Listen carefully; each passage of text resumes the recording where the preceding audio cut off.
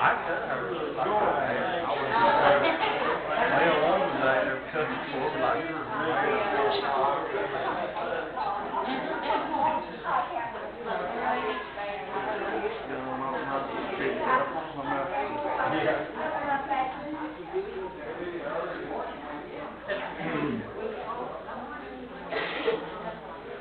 Morning, how are you? Hey, y'all doing? Good, good. There you Good.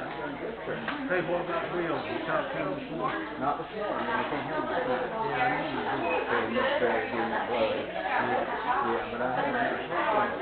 What's up, try to get out now? I doubt it. I bet he don't try to get out. Not saying he won't. He's pretty weak. Yeah, he's pretty weak, for sure.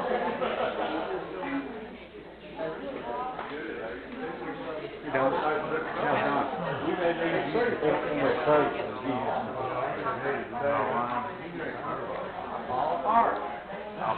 I've been drinking a car. She just laughs at me. She just goes, Bill was going nervous.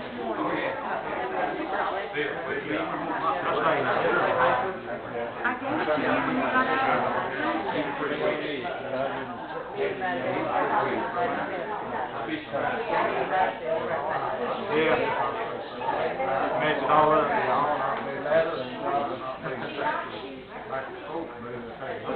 Yeah. Oh yeah, I worry about that all the time. Yeah. Yeah, I worry about that.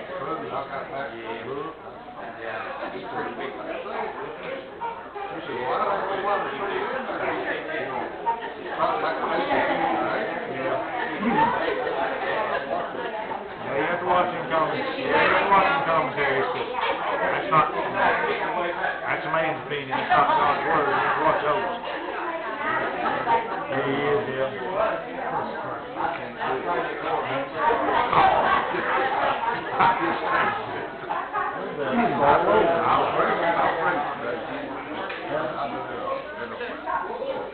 I'll just give you my legs and you get up and read it.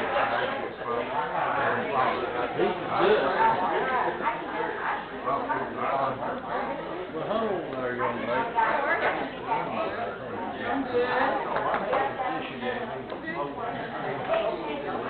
Morning, morning.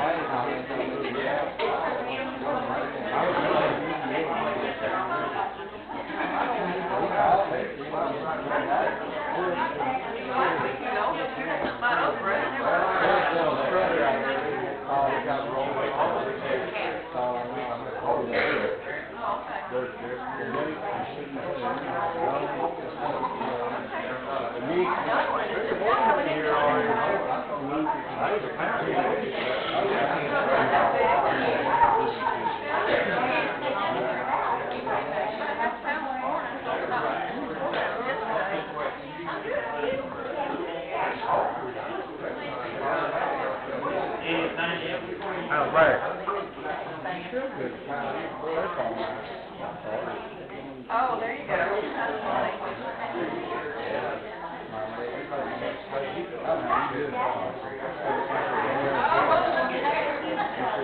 She got worse than I did. She worked in Walmart. I'm out on the ground a lot. I don't want to concentrate much. I'm on the ground. That's it.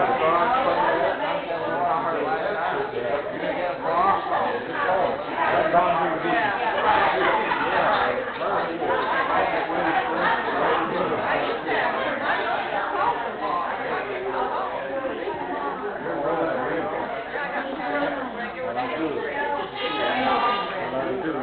Let's see this morning.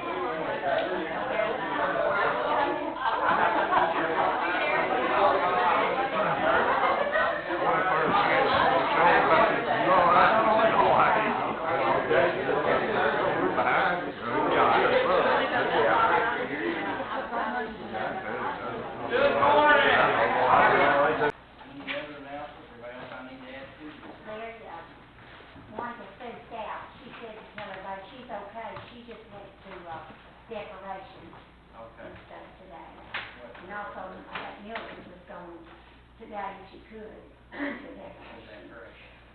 At that time of year. And Lacey had to go to the, Lacey Stapleton had to go to the emergency room last night with her blood pressure again. And so she's home resting now. Who was that? Lacey Dave Stapleton. Okay. Yeah. Okay. Yeah, we don't know what's gonna happen to us, we just know that God's in charge, and we just have to give him all praise, honor, and glory. That's why we gotta look at this sometimes. So, I'm gonna turn the services over to Jake, let him, head out number 103. 103.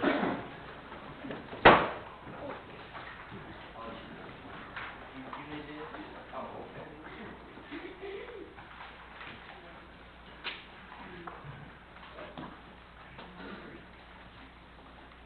Everybody sing loud this morning, help me out. I'll try to do the best I can. If I mess up, just bear with me. 103, we'll do the first and third verse. I want to be a worker for the Lord. I want to love and trust His holy word. I want to sing and pray and be busy every day in the vineyard of the Lord. I will work, I will pray in the vineyard of the Lord. I will work, I will pray, I will labor every day in the vineyard of the Lord. I want to be a worker strong and brave. I want to trust in Jesus' precious name. All who have truly come shall find a happy home in the kingdom of the Lord. I will work, I will pray in the vineyard of the Lord. I will work, I will pray, I will labor every day in the vineyard of the Lord. Please turn to 258.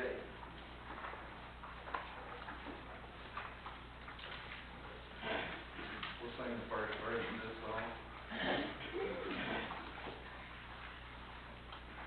Sing the wondrous song of Jesus, sing His mercy and His grace. In the mansions bright and blessed, He'll prepare for us a place. When we all get to heaven, what a day of rejoicing that will be. When we all see Jesus, we'll sing and shout victory. Now we're at the open prayer. Let us pray. Our Heavenly Father, we want to thank you for this day. Thank you for all the blessings that you bestow on us. Lord, thank you for being the most awesome God. You're so good to us. Lord, will you be with the sick? As Larry said, we have a lot of sick people. I can't remember all their names, but please be with them. And be with the people that protect this country, Lord, and helps us and guides this country. They sure need some help, Lord. Lord, please be with the elders of the church and be with Mark as he delivers his lesson to us. I've talked about it, and I was gonna do it last week, and I kept putting it off, and now I'm just gonna go ahead and do it and get it over with. I've got a very serious question this morning. Go ahead and turn to Galatians chapter 5. We're going to move around just a little bit this morning. Go from Galatians 5, chapter 5, and Romans chapter 12. But a real serious question this morning, and I think it's one that we need to really focus on, because I think it affects a lot of people's lives. And that is, how should a Christian respond to hate? You know, the fact that hate exists, you know, it's not hard for us to see that. We see it everywhere. You know, hate is a strong and passionate dislike or disdain for something or someone. And a person who has a strong dislike or disdain for something or someone is likely going to harbor ill will or have hate toward that person. You know, I think we see hate every day in our society. I think all of us have been affected by it in some way or another. All of us have probably experienced hate in our heart towards someone at some time or another. And if we have not, then I'm proud of you and God bless you for that. The chances are we've all experienced hate at some point in time in our heart towards someone else. If we've not, then we've at least been a victim of hate. And that's kind of a sad situation for us. But we see hate everywhere. When you turn on the television, and especially if you watch politics, I don't even turn those channels on anymore. They're constantly fighting, constantly hating on one another. Rather than getting down to the real issues and focusing on the real issues, they've got so much hate speech that they're slurring towards each other. They're trying to intimidate one another. They're trying to gain power or keep the power that they already have, rather than focusing on the issues. You know, we see people hate in our society today just based on skin color, or based on where someone was born, maybe in a different part of this country, or especially in a different part of this world. And, you know, racism has been brought back to the forefront of this country, and it's something we've dealt with, well, as long as this country stood, but it seems like more so lately than we've had to in quite some time. You know, many times we stereotype other individuals. We stereotype them just by the way they look, or just by where they were born. And we have to be careful with that, because stereotyping does lead to a form of racism. You know, you think about it, well, black people do this, and white people do that. Men do this, and women do that. Rich do this, or the poor do that. You know, people from the South do it this way, people up north do that. You know, we have to be careful when we lump people into all of these groups, because they don't always specifically belong in that group just because they may look like them, or just because they may live in that certain section of the country or of the world. One of the biggest problems we have in our country today is there's still segregation in churches. You still have white churches and black churches. I've seen and read stories of a few blended churches, but the white people sit on one side while the black people sit on another side. We have to be careful with that, because we have to be careful with stereotyping and with racism. You know, a lot of this can just lead to hate based on an idea, based on a thought, whether it's true or not. And so we have to watch for that. You know, many hate others just because they have a different religious belief than some do.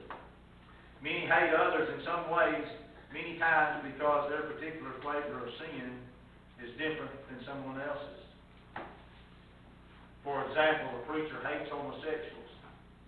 They'll do everything they can to preach against it and let you know what a sin it is and what an abomination that is against God. And if they don't repent, their place is going to be in the lake of fire and brimstone. But yet that same preacher will hug and kiss every gospel that walks through the doors. And you see how that works? We have to be really careful with that. You know, we have hate in all the world around us. We recognize that it exists. We see hate in people's hearts. We see hate in people's lives. But do we see it in our own hearts and in our own lives? You know, the problem with hate is it's always wrong for somebody else to do it, but it's okay when I do it. And many times we view it that way. In Ecclesiastes chapter 3 and verse 8, the Bible says, that's kind of hard to wrap our head around, isn't it? We see all this evil and all this vile. But as Christians, we're not allowed to hate anyone. Ephesians 4 verse 31, Paul says that we are to put hate. You know, among other things, there's several lists of sins there as well. Paul says we are to put hate away from us. We are to put that away with malice.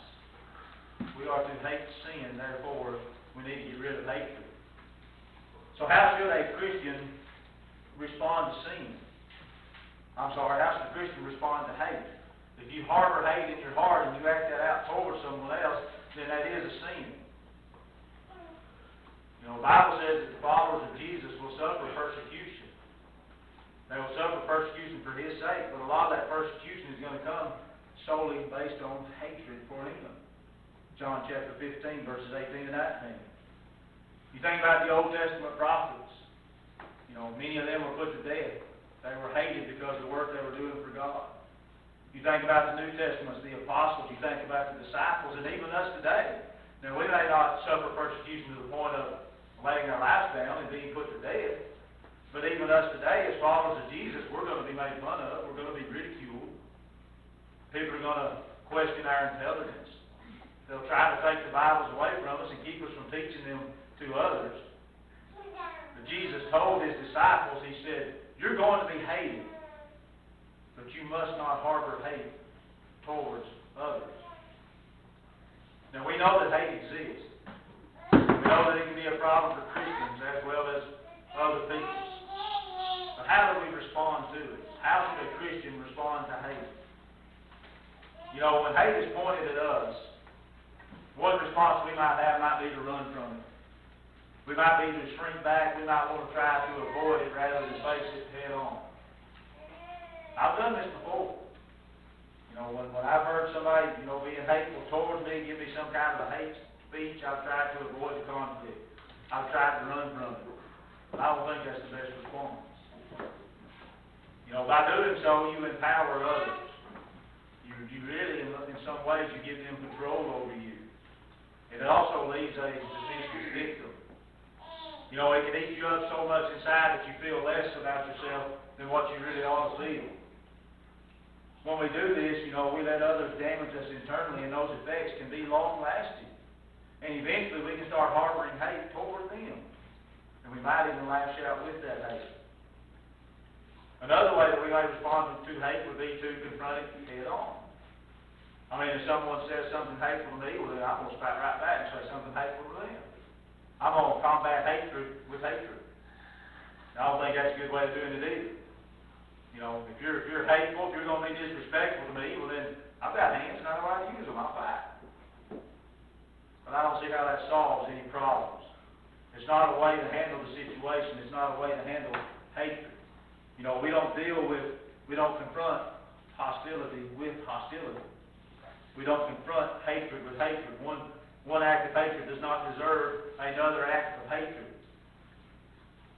You know, we've seen this play out in our society many times, but do we ever see them get anywhere with it? Does it ever solve anything? Go into Romans chapter 12.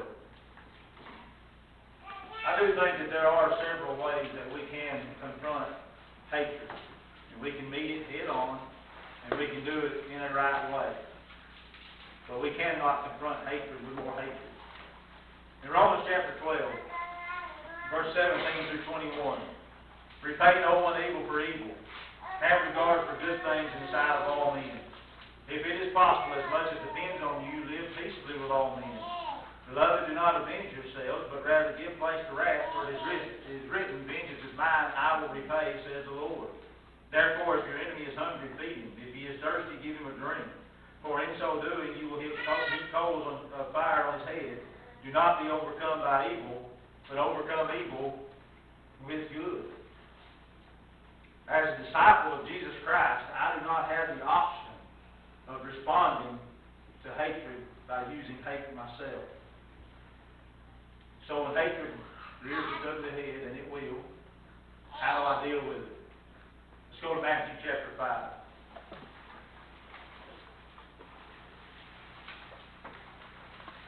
In Matthew chapter 5, we realize that Jesus answers this question personally himself. That just makes me like everybody else.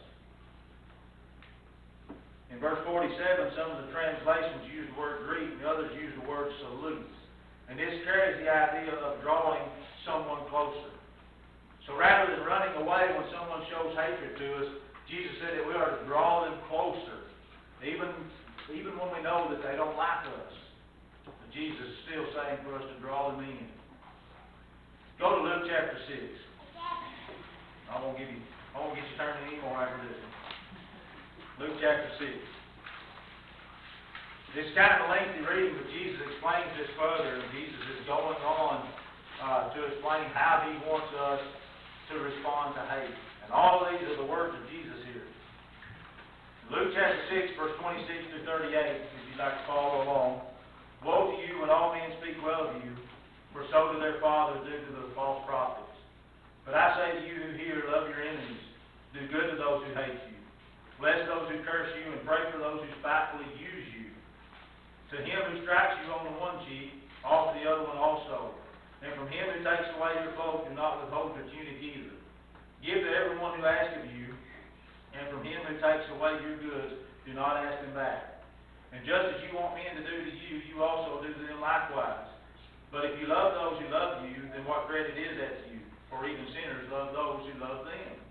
And if you do good to those who do good to you, then what credit is that to you? For even sinners do the same. And if you lend to those from whom you hope to receive back, then what credit is that to you? For even sinners lend to sinners to receive as much back. But love your enemies, do good, and lend, holding for nothing in return, and your reward will be great. You will be the sons of the Most High, for He is kind to the unthankful and the evil. Therefore be merciful, just as your Father also is merciful. Judge not, and you shall not be judged. Condemn not, and you shall not be condemned. Forgive, and you will be forgiven. Give, and it will be given to you. Good measure, pressed down, shaken together, and running over will be put into your bosom. For with the same measure that you use, it will be measured back to you. Twice in verse 31, and again in verse 35, Jesus said to love your enemies and do good to them. As a Christian, how do we respond to hate? We respond with love. We're not to be like the non-Christian. We're not to retaliate with hate. We're to be like Jesus in every area of our lives, and that means that we show love to others, even when we don't feel that they deserve it. I don't get to choose that. But I'm to show love to them anyway. Also notice in this passage, Jesus said, love and do good. That is a parallel. We're to respond to evil with good. We're to respond to hatred with love. Love is seeking what is good for others. It is a selfless pursuit of what has another's best interest in mind. When a person loves, they will do good to the object of their love. Love and do good. Love is knowing what is best for others, then we seek that out for them. We try to help them with that. When others direct hate towards you, then direct love right back at them. Jesus, He gives us a lot of ways that we can do this. One, we respond to hate with love. But notice also, He says to bless those who curse you in verse 28. I'm trying to wonder, an example of this, when's the last time I've seen this happen? That's a tough one, isn't it? Bless those who curse you. When people direct hate speak towards you, our first response is to come back with something hateful. Jesus said we're to turn right around and come back with a speech of love. We bless them with love. They may call us everything but a child of God. They may drag our names through the mud, but we still have to recognize that they are a being made in God's image. I'm not going to disrespect something that is made in the image of God. That's what Jesus is trying to get across to us here. They want bad things for you, but you want nothing good for them. They tell you that they don't want to see anything good happen to you. You respond by saying, I don't want to see anything but good happen for you. They may slander us, they drag our names through the mud, but then we respond, likewise, what good have we done?